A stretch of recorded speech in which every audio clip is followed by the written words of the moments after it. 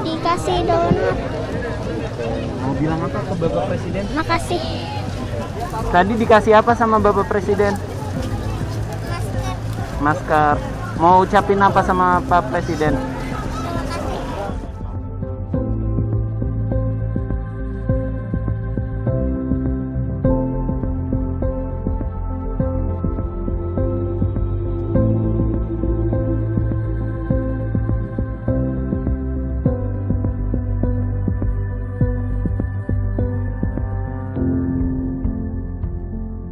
Hari ini saya meninjau banjir di Provinsi Kalimantan Selatan yang terjadi di hampir 10 kabupaten dan kota.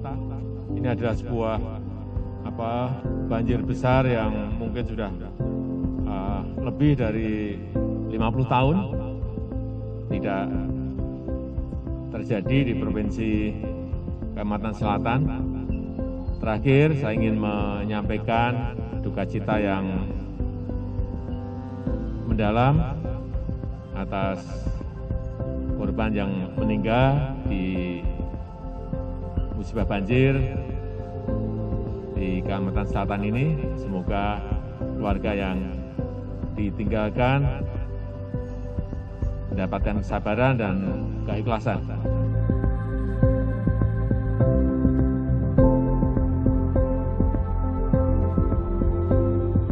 Deg-degan bener, ibarat senang luar biasa gitu. Dan harapan saya Pak Jokowi memang membantu semuanya.